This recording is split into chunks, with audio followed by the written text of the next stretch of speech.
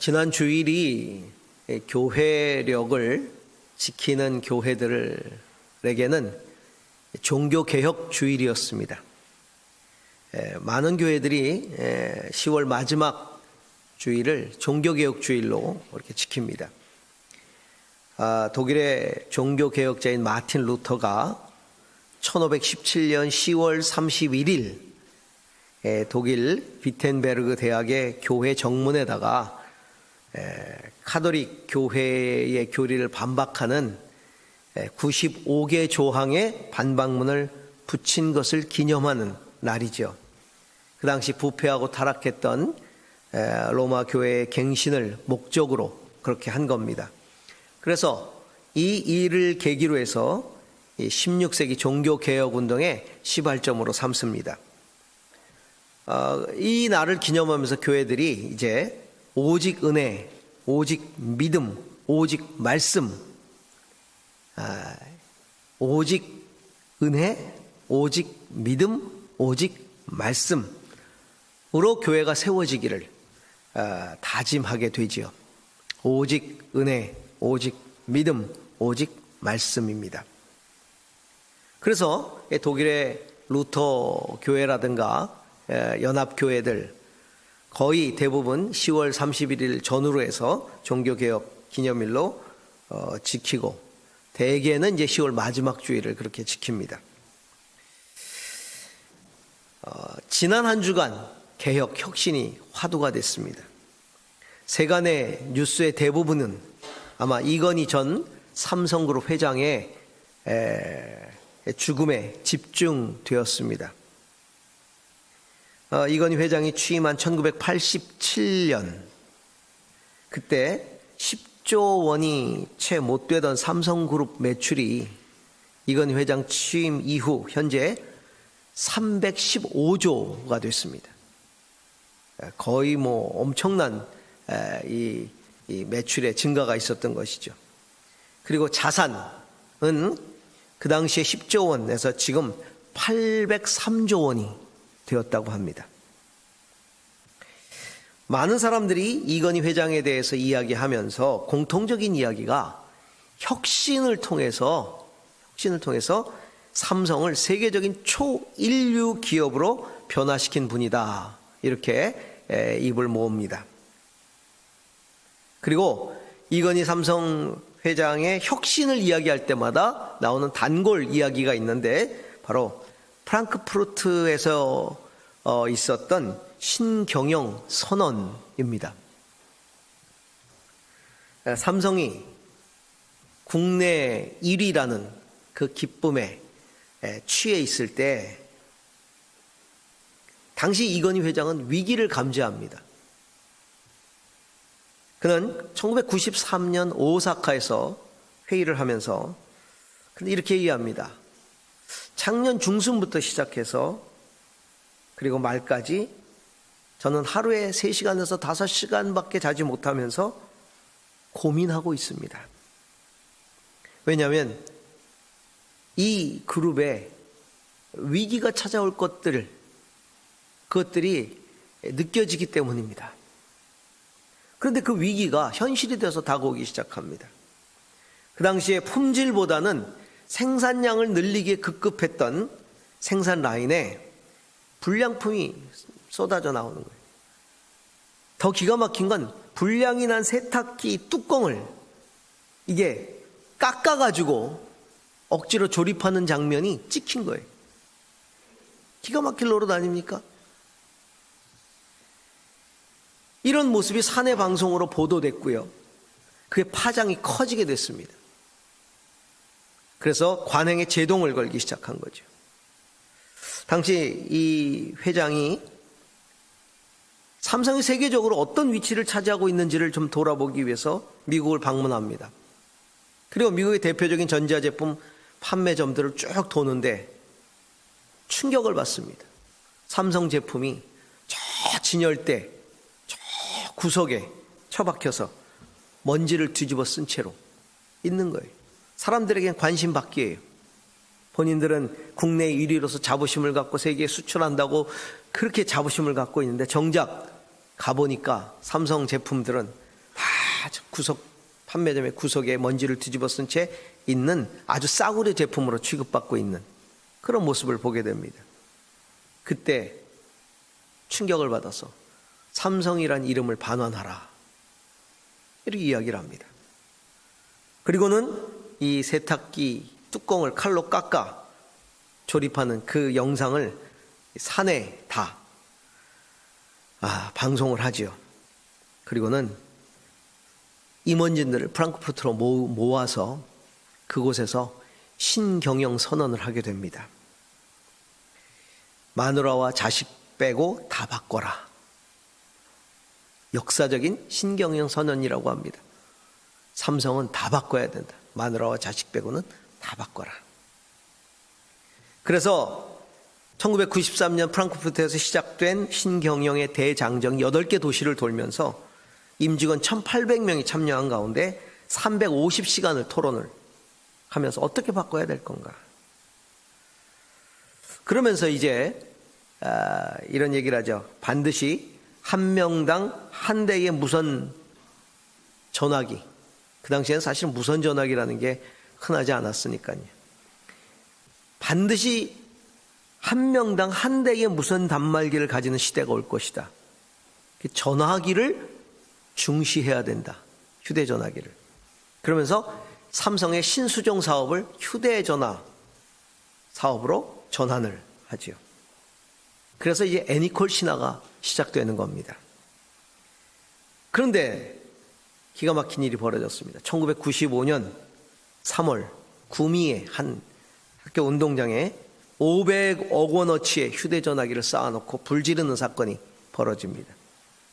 삼성전자가 첫 출시를 했던 애니콜 제품 SH770, 이게 불량률이 12%가 나온 거예요. 10대 중에 한 대가 불량인 거예요.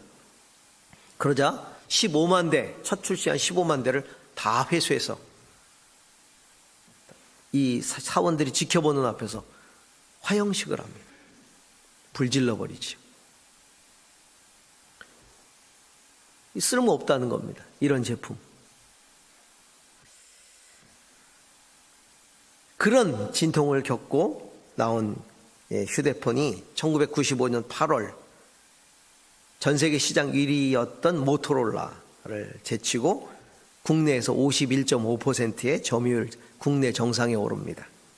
당시에 대한민국은 모토로라가 시장 점유율 1위를 차지하지 못한 유일한 나라였다고 합니다. 삼성 때문에. 1995년 베이징에서 특파원들하고 간담회를 하는 중에 그는 충격적인 이야기를 합니다. 우리나라는 정치는 사류, 관료와 행정조직은 삼류, 기업은 이류다. 그래서 정치권을 꼬집었죠. 이 말하고 그는 곤혹을 치릅니다. 아주 굉장히 새로운 사업을 진행하는 데 있어서 정치에 찍혀가지고, 정치권에 찍혀가지고 아주 곤욕을 치르죠. 저는 묻고 싶습니다. 세상이 바라보는 교회는 몇 류에 속할까?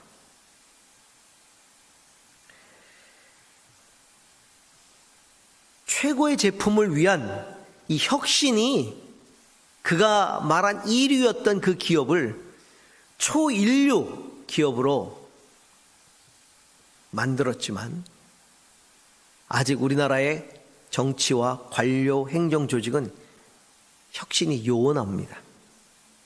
여전히 사류, 여전히 삼류에 머물러 있지는 않은가 돌아봅니다. 그 가운데 가장 개혁과 혁신이 일어나지 않는 조직이 교회입니다. 왜냐하면 진리라고 칭하는 도그마, 억측으로 철저히 무장되어 있기 때문입니다. 예수님 당시도 마찬가지였어요. 당시 종교인들이 진리보다는 그 조상들이 지켜왔던 예수님이 말하는 조상들의 유전, 소위 전통, 이걸 진리라고 여기고 기득권에 안주하려는 잘못을 예수님이 개혁하려고 했잖아요. 그러다가 예수님도 죽음당했어요. 그만큼 힘든 거예요. 주님이 바라보시는 초인류 교회를 위한 혁신은 과연 뭘까요? 예수님이 바라보는 초인류 교회란 어떤 걸까? 예수님이 생각하시는 초인류 교회가 되기 위해 오늘날 우리가 혁신하고 개혁해야 할 내용은 뭘까? 라는 거죠. 우리 팬데믹 시대는 그 무엇보다도 교회의 화두가 개혁이어야 합니다. 혁신이어야 합니다. 몸부림치는 거죠. 오늘 우리가 읽은 성경 구절에 있어서 사도 바울은 거짓된 교사의 가르침을 따라서 잘못된 신앙의 길로 빠져버린 갈라디아 교인들에게 다시 돌아오라는 권고의 말씀을 하고 있는 거예요. 본질로 다시 돌아와라. 원래대로 다시 돌아와라. 라고 이야기를 하고 있죠. 사도 바울은 말합니다. 형제 여러분, 내가 여러분과 같이 되었으니 여러분도 나와 같이 되기를 바랍니다. 나와 같이 되기를 바랍니다. 나와 같이 되기를 바랍니다. 나처럼 내가 그리스도를 본받는 것처럼 여러분도 나를 본받아 진짜 본질적인 신앙생활, 올바른 신앙생활 할 수 있기를 바랍니다. 무슨 얘기입니까? 개혁해야 합니다. 혁신해야 합니다. 그 얘기예요. 바꿔야 합니다. 안 된다는 거예요. 지금 모습으로는. 그 얘기를 하고 있는 겁니다. 신앙의 참된 개혁을 단행해야 된다. 신앙에 있어서의 혁신은 뭡니까? 진리로 돌아오는 거예요. 본질로 다시 돌아오는 거예요. 말씀으로 돌아오는 거예요. 이게 개혁이고 이게 혁신입니다. 뭐 새로운 일들을 하는 게 아니에요. 본질로 다시 돌아오는 겁니다. 성도가 추구해야 할, 교회가 추구해야 할 참된 개혁의 삶은 예수 그리스도를 닮고 진리를 따랐던 사도들의 본으로 돌아가려고 애쓰는 겁니다. 사도들은 예수 그리스도를 따르려고 몸부림쳤어요. 예수 그리스도의 길을 걸어가려고 몸부림쳤어요. 예수 그리스도의 가르침을 준행하려고 몸부림쳤어요. 그런 사도들의 삶으로 돌아가는 겁니다. 우리가 우리 자신을 돌아보면서 우리는 사도들의 삶을 얼마나 따르고 있는가, 사도들의 본을 얼마나 따라가고 있는가, 우리를 살펴봐야 되는 거죠. 그렇지 않다면 뒤집어야 돼, 바꿔야 돼, 개혁해야 돼. 저는 목회자로서 항상 어떤 생각을 하냐면, 사도 베드로가, 사도 바울이 오늘날 이 시대에 오셔가지고 나를 바라본다면 뭐라고 말씀하실까? 어떻게 이야기하실까? 그런 생각을 할 때마다 진짜 이 모골이 송연해지는 두려움. 개혁해야 된다. 오늘은 그 사도들의 본으로 돌아가는 참된 개혁에 대해서 우리가 묵상해 봅니다. 그 첫 번째 참된 개혁의 삶이란 복음 안에서 진정한 자유함을 누렸던 그 사도들의 확신으로 돌아가는 거다. 복음 안에서 진짜 자유함을 누렸던 사도의 확신으로 돌아가는 것이다. 자, 12절 같이 한번 보도록 하겠습니다. 12절. 형제자매 여러분, 내가 여러분과 같이 되었으니 여러분도 나와 같이 되기를 바랍니다. 여러분이 내게 해를 입힌 일은 없습니다. 여러분도 나와 같이 되기를 원한다. 사도 바울이 나와 같이 되기를 원한다. 지금 여러분은 변했습니다. 근데 그 변한 모습을 다시 고쳐서 나처럼 되기를 원합니다. 그러면 사도 바울이 얘기했던 나처럼 되는 모습이 어떤 모습입니까? 갈라디아 성도들이 왜 변한 겁니까? 사도 바울은 갈라디아 성도들에게 복음을 전하기 위해서 자신이 유대인으로서의 특권을 버렸습니다. 그리고 이방인들처럼 되었습니다. 이방인들에게 단지 복음만을 전한 것이 아니라 그 복음을 나타내기 위해서 같이 이방인들과 식사하면서 그리스도 안에서 한 형제가 되고 그렇게 한 공동체가 된 거예요. 이 복음 안에서 자유함을 누린 거예요. 당시 유대 전통은, 유대 율법은 이방인과 식사를 금지하고 있습니다. 유대적 사고방식을 가지고 믿으면 이방인과 식사를 하면 구원을 못 받아요. 그게 율법이에요. 율법을 어기는 거기 때문에. 근데 하나님께서는 예수 그리스도를 통해 복음으로 말미암아 은혜로 구원을 주셨다는 거예요. 그렇다면 이방인들과의 삶에 있어서, 이방인들과 교제함에 있어서 진정한 자유함이 있어야 되는 거예요. 특히 사도 바울은 이방인의 사도예요. 이방인에게 복음을 전하는 사도예요. 그럴 때 율법으로부터의 자유함, 쉽게 얘기하면 복음으로 말미암은 구원의 확신이 흔들려서는 안 되는 거죠. 그러니까 이방인과 식사하는 게 문제가 되지 않는 거예요. 사도 바울은 거리낌이 없는 거예요. 그런데 그 당시에 베드로는 그러지 않았어요. 베드로는 이방인인 고넬료의 가족들에게 성령이 임하는 사건을 경험했었어요. 아, 이방인에게도 하나님께서 똑같이 성령을 부으시고 똑같이 이방인들도 구원하시는구나 하는 걸 경험했어요. 그런데도 여전히 율법의 구속에서 벗어나지 못하고 있었어요, 베드로가. 그래서 이방인과 식사하는 도중에 유대인들이 오니까 슬그머니 일어나서 그들을 피해서 바깥으로 나가버렸어요. 책 잡힐까 봐. 그때 바울이 그 모습을 지켜보고 베드로의 면전에서 위선자라고 책망을 합니다. 감히 베드로를, 대사도 베드로를, 예수님의 수제자 베드로를, 후에 예수 믿은 사도 바울이 책망을 했어요. 이 갈라디아서 2장에 그 이야기가 잠깐 나옵니다. 그는 2장 11절에서 12절에 이렇게 얘기를 하죠. 그때 게바는 베드로죠. 안디옥에 왔을 때 잘못한 일이 있어서 나는 얼굴을 마주보고 그를 나무랐습니다. 그것은 게바가 야고보에게서 몇몇 사람이 오기 전에는, 예루살렘에 야고보 사도가 보낸 몇몇 사람이 안디옥으로 오기 전에는 이방 사람들과 함께 음식을 먹다가 그들이 오니 할례 받은 사람들을 두려워하여 그 자리에서 떠나 물러난 일입니다. 나머지 사람들도 그와 함께 위선을 하였고 마침내 바나바까지도 그들의 위선에 끌려갔습니다. 그래서 그 면전에다 대고 책망을 한 거죠. 사실 율법에 대해서는요, 사도 바울이 베드로보다 훨씬 철저했던 사람이, 그는 바리새파 사람이었습니다. 바리새파 사람이었어요.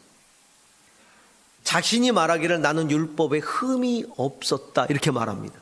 얼마나 철저히 율법을 지켰으면 난 율법에 대하여 흠이 없을 정도였다라고 말하는 사람이, 하지만 복음으로 거듭난 후에 사도 바울은 복음으로 살았습니다.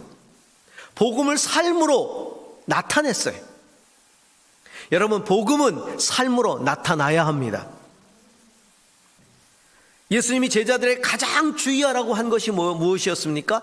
바리새인의 누룩을 조심하라 그랬어요. 누룩. 그것은 자신의 삶으로 말씀을 나타내지 않는 위선, 그것을 말하는 것이거든요. 삶으로 진리를 드러내지 않는 위선을 조심하라 이렇게 말씀하신 거예요. 그래서 바울이 강조한 것은 무엇입니까? 복음 안에서의 자유함입니다. 내 자신이 복음으로 말미암아 구원받았다는 것에 대한 확신, 그 복음의 은혜에 대한 자유함이 있어야 됩니다. 율법과 전통에 대한 자유함이죠. 그 율법과 전통으로 남을 정죄하지 않는 것, 그겁니다. 왜 복음을 전해준 스승은 자유한데 갈라디아 교인 제자들은 복음 안에서 자유하지 못하고 다른 것을 갈망하고 있을까요?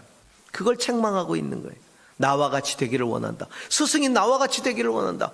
바울이 떠나자 율법주의자들 교사가 와가지고 그들을 잘못된 교리로 가르치기 시작했어요. 바울이 틀렸다고 말하기 시작합니다. 할례를 받아야 된다고 말하기 시작하는 거예요. 율법을 지켜야 구원 얻는다고 말하는 거예요. 이방인들에게. 그러니까 그들이 흔들리기 시작합니다. 복음으로 말미암아 구원받았다는 확신이 흔들리기 시작하는 거예요.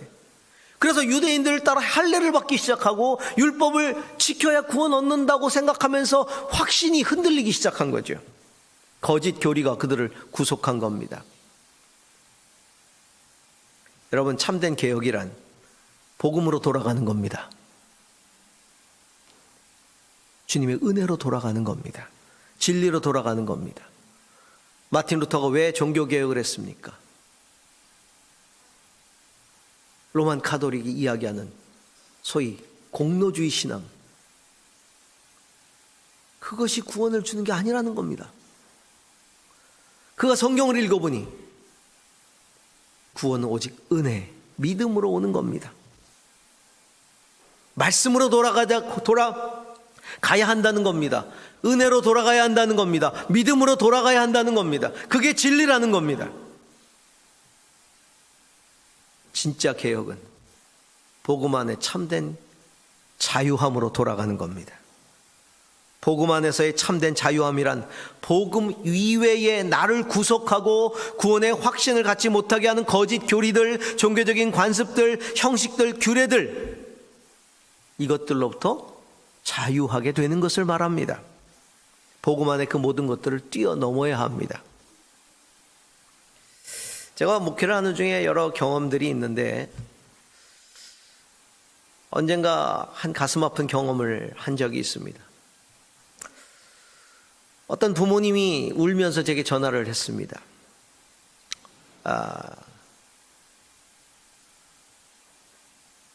상담을 요청했어요.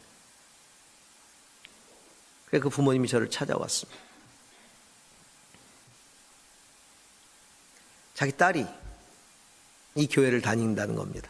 물론 제가 이제 부교육자 시절인데, 그 교회 안에 어떤 사역팀이 있었냐면 내적 치유 사역팀이 있었습니다. 그래서 내적 치유 사역을 했어요. 내적 치유란 우리 안에 있는 상처들을 발견하고 말씀과 성령 안에서 치유하는 그런 사역이에요. 우리가 이제 병을 치료하려면 의사에 의해서 병이 밝혀져야 되잖아요. 어디가 아픈지. 우리의 내적인 병도 마찬가지거든요. 우리 안에 내적으로 받은 상처들이 있는데 그게 이제 이렇게 덮여 있는 거예요. 그리고 그게 덮여 있으면서 이게 툭툭 나오는 거죠. 삶으로 튀어나와서 이게 자기를 얽어매는 거예요. 그걸 치료해야 되는 거죠. 그래서 그 내적 치유하는 과정 중에 하나가 그 상처를 끄집어내는 일들을 합니다. 우리 안에 어떤 마음들이 있는지, 내적인 상처니까 우리 안에 거절감, 열등감, 분노, 이런 것들을 이제 상처들을 끄집어냅니다. 그런데 내적 치유를 하다 보면 제일 많이 나오는 상처의 시작이 부모로부터 오는 상처가 제일 많습니다. 특히 이제 부모로부터 비인격적인 대우를 많이 받은 사람, 그 상처가 그 안에 내재되어 있다가 이게 튀어나오는 거죠. 그래서 그거를 깨닫게 하고 직면하게 하고 그리고 말씀으로 그걸 치유하게 합니다. 그런데 이 과정은 정말 말씀으로 이것을 치유하는 그런 능력이 있는 사람에게 받아야 되는 거죠. 자, 누군가가 상처를 치유한다고 다 째놓고 가버렸어요. 어떻게 되겠어요? 죽죠. 그 내적 치유를 조금 받았다고 하는 어느 이 청년이 이 자매를 만나서 딸을 만나가지고 내적 치유해 준다고 그 안에 상처를 다 끄집어낸 거예요. 그러니까 가만히 생각해 보니까 그게 다 상처인 거예요. 그 안에서 이제 상처가 막 발견되니까 이 자매님이 이제 막 난리가 난 거죠, 막. 근데 가만히 보니 이 부모로부터 받은 상처가 너무 큰 거예요. 그러니까 상처를 치유해야 되는데 치유는 안 하고 다 끄집어낸 거예요. 그러니까 이 자매가 이제 그때부터 부모에 대한 분노가 막 끌어오르기 시작한 거예요. 내적 치유를 받고 나서 부모와 완전히 원수가 돼버렸어요. 부모 얼굴을 쳐다보질 않습니다. 그리고 나중에는 집을 뛰쳐나와 버렸어요. 그 딸이 가출을 했다는 거예요. 이 교회를 다니면서부터. 이런 얼마나 기가 막힌 노릇입니까? 마치 이단 사이비가 된 느낌. 도대체 뭘 가르쳤길래 우리 자식을 이렇게 만들었냐는 거죠. 다 듣고 보니까 그런 상황인 거예요. 이 치유라는 사역을 통해 상처로부터 자유함을 줘야 되는데 오히려 상처가 이 자매의 인생을 구속해버렸어요.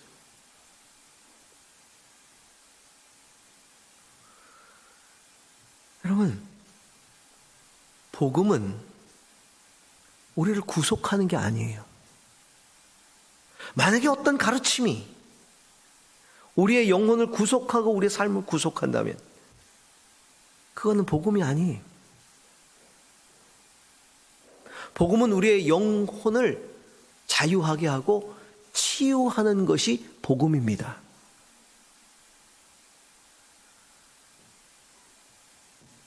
복음 안에서 참된 자유함을 누리지 못하게 하는 가르침은 진리가 아닙니다. 그래서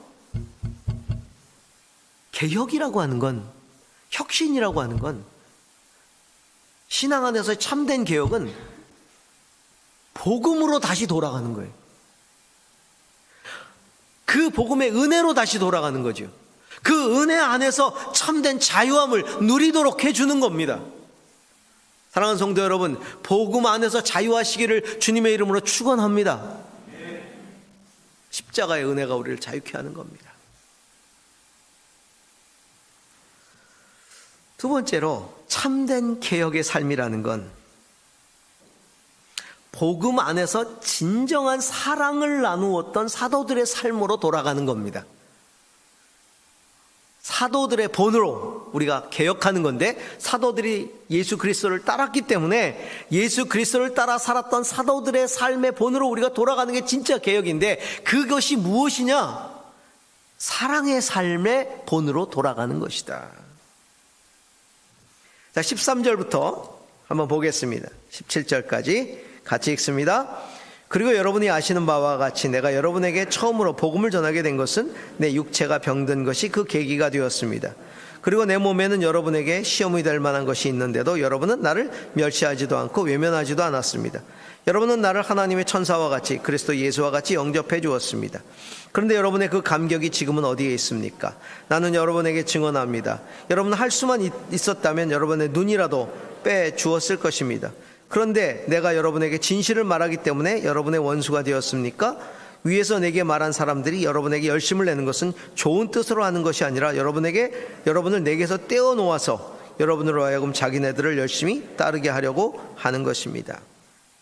사도 바울은 2차 선교 여행을 할 때 질병으로 요양차 갈라디아 지역을 방문했었습니다.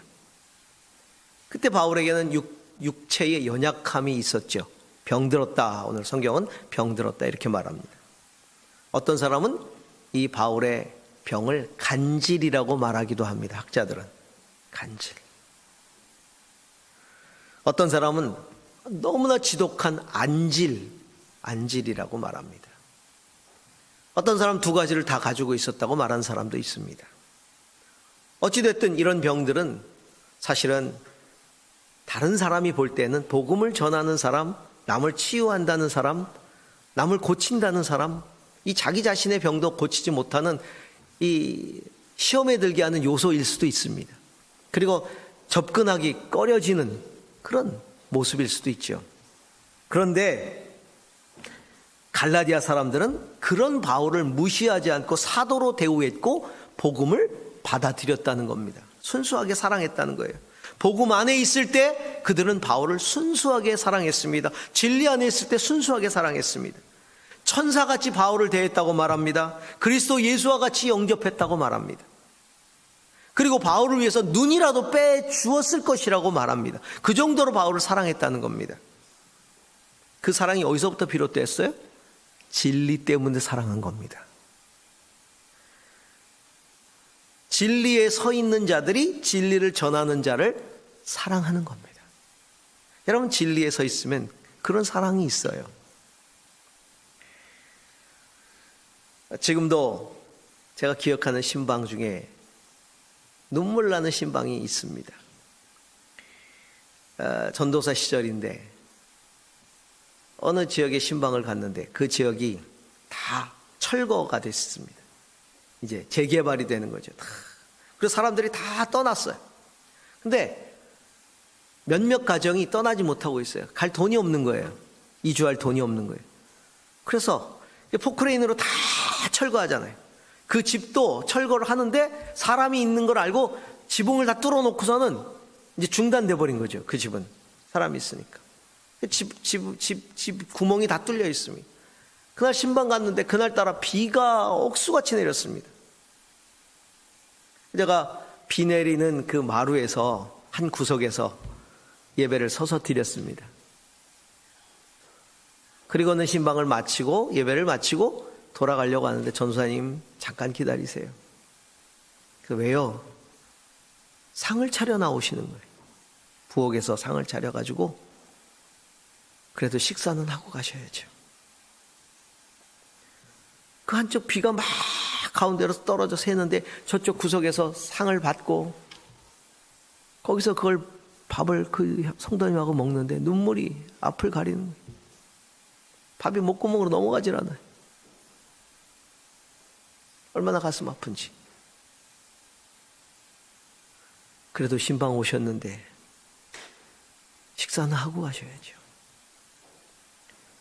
무엇 때문에 어린 전도사를 그렇게 대우했겠어요? 진리 때문에. 진리 때문에.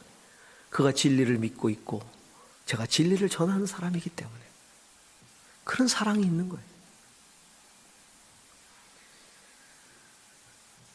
율법주의자들은 거짓 진리를 이야기하면서 성도들이 바울과 대적하게 만들었어요. 여러분, 항상 거짓 가르침을 전하는 자들은 자기가 전하는 걸 정당화시키려고 자기 사람을 만들려고 진리를 전하는 사람들과 등을 지게 만들어요. 여러분, 이단들 보세요. 그들이 하는 일이 다 그렇지 않습니까? 절대 이단들은 사랑으로, 진정한 사랑으로 관계하지 않습니다. 물질로 유혹하고요. 그들의 법으로 감시하고 통제합니다. 그러나 진리 안에 있는 사람들은 진리 안에서 변하지 않는 사랑을 실천합니다. 사도 바울은 갈라디아 성도를 향해 변하지 않는 사랑을 나타내고 있어요. 왜냐하면 진리 안에 있기 때문에. 하지만 교우들은 변했어요. 거짓 가르침에 넘어갔기 때문에. 그래서 나처럼 다시 돌아와라. 나를 본받기를 원한다. 라고 말하고 있는 거죠. 참된 개혁이 뭡니까? 진리의 가치로, 진리의 정신으로 돌아가는 것이죠. 그것은 예수의 정신으로 돌아가는 겁니다. 예수의 삶으로 돌아가는 겁니다. 예수의 가치로 돌아가는 겁니다. 그게 뭡니까? 사랑입니다. 교회와 성도의 삶에 사랑이 식었거나 사라졌다면 그것은 신앙인이 아니라 변질된 종교인이 된 것입니다. 하나님께서 사도 요한에게 계시록 7교회에 대한 칭찬과 책망을 하실 때 에베소 교회에 대한 책망을 기억하십니다. 무엇이었습니까? 그들이 진리를 지키기 위해 예리했고 날카로웠고 그리고 강하였지만 처음 사랑을 잃어버렸다는 겁니다. 거짓 가르침으로부터 진리를 보호하기 위해서, 지켜나가기 위해서, 옳은 교리를 지켜나가기 위해서는 굉장히 철저했지만 그러다 보니 너무 강해져가지고 처음 사랑을 다 잃어버린 거예요. 사랑이 식어버렸어요. 예수님이 보이신 진리의 모습은 무엇이었나요? 사랑이라는 모습으로 진리를 보이셨어요. 정죄받고 무시당하고 소외된 사람들을 다 품어주셨어요. 그 사랑 때문에 사람들이 회개했어요. 정죄하지 않아도 회개했어요. 정죄하지 않아도 회개했어요. 그리고 주님을 따랐습니다. 오늘날 우리에게 필요한 개혁이 뭘까요? 오늘날 이 시대의 성도와 교회에게 요구하시는 주님의 개혁은 예수의 사랑으로 돌아가라는 겁니다. 예수의 사랑으로 돌아가라. 하나님과 이웃을 사랑하는 교회가 초인류 교회다. 이게 초인류 교회예요. 마지막 세 번째 개혁의 삶은 한 영혼의 성장을 위해서 해산의 고통을 감수했던 그 사도의 헌신으로 돌아가는 게 참된 개혁이다.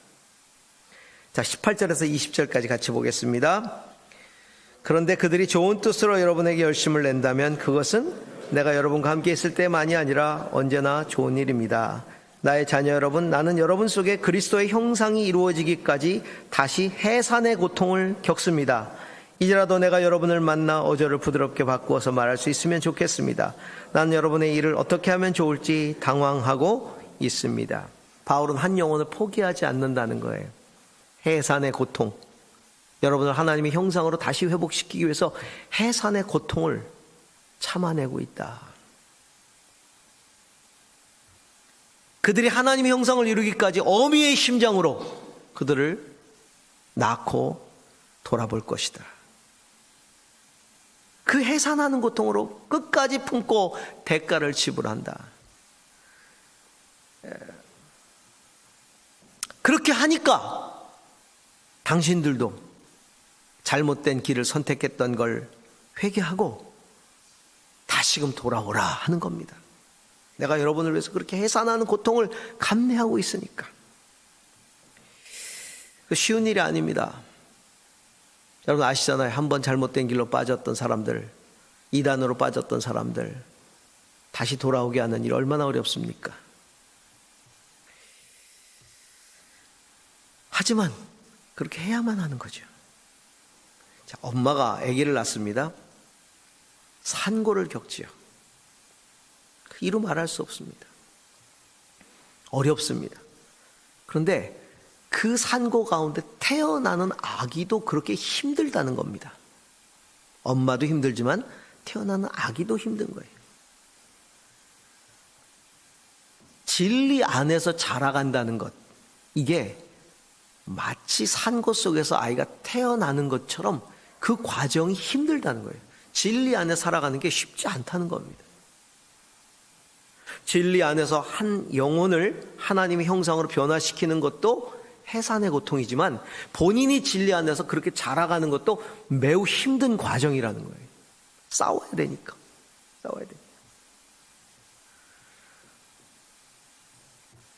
누구나 실수할 수 있어요. 잘못될 수 있어요. 그러나 돌이키는 게 중요하잖아요. 한 영혼이 바르게 자라갈 수 있도록 해산의 수고를 마다하지 않는 지도자로 서는 것. 그리고 그 지도자를 통해 진리를 깨닫고 그 진리로 자기를 쳐서 복종시키고 변화되도록 애쓰는 것. 여러분 이게 개혁이에요. 이게 개혁입니다. 교회는, 지도자는 뭘 해야 돼요? 한 영혼이 바로 서도록 하는 것, 그 일 해야 되고, 성도는 본인이 그 진리를 따라 바로 설 수 있도록 자기 자신을 끊임없이 쳐서 복종하게 해야 되는 거죠. 아무리 지도자가 또 애를 써도 본인이 자신을 쳐서 복종하지 않으면 자라갈 수 없는 거예요. 한 영혼을 위해 해산의 수고를 했던 사도들의 본을 따라가는 겁니다.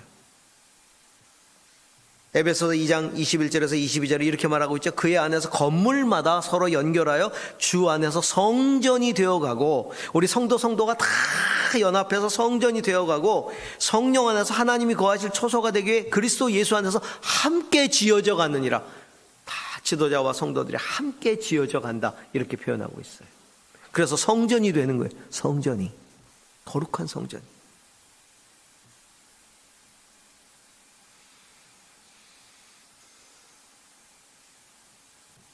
우리에게 사도 바울은 도전하고 있습니다.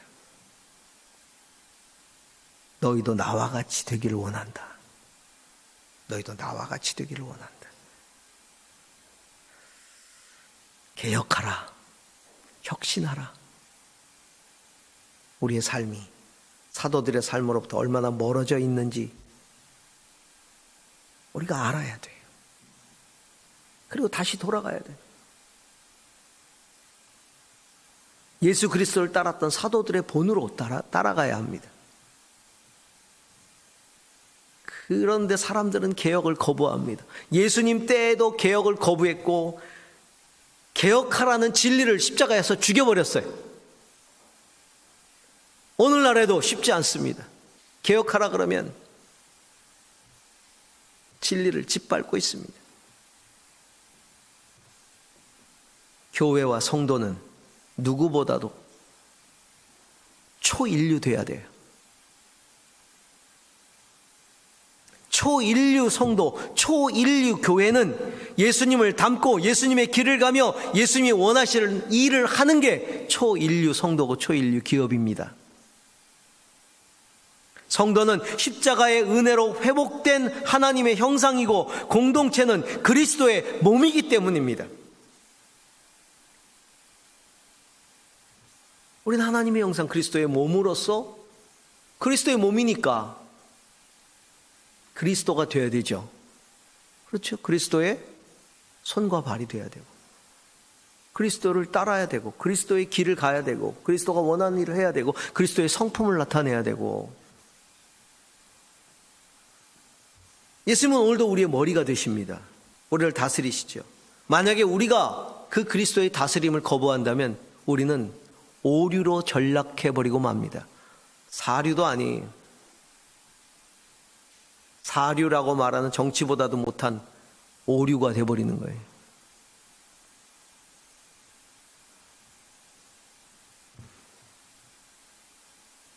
우리가 맨유 같습니까 지금?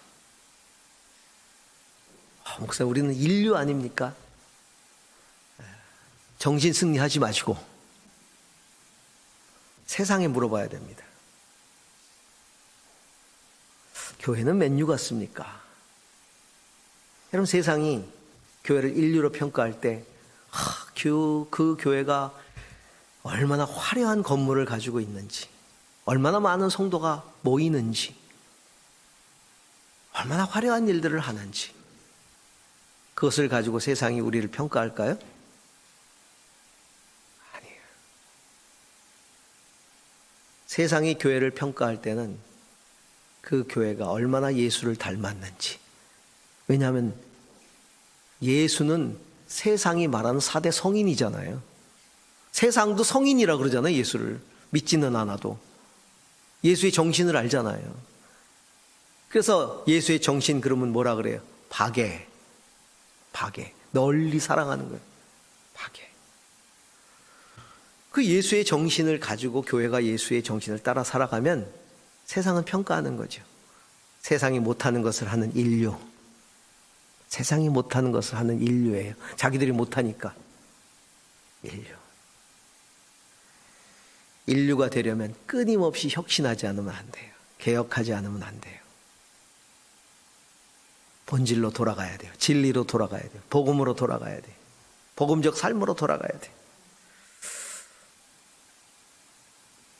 이건희 회장은 마누라와 자식 빼고 다 바꾸라 그랬는데 뭘 마누라와 자식을 뺍니까? 진리로 돌아가려면 진리 아닌 건 모조리 다 바꿔야 돼. 모조리 다 바꿔야 돼. 진리가 아닌 건 모조리 바꿔야 돼. 내 자신을 완전히 바꿔버려야 돼. 그래서 참된 개혁과 혁신을 통해서 예수를 닮은 초인류 교회, 초인류 성도가 될 수 있기를 주의 이름으로 축원합니다. 기도하십시다.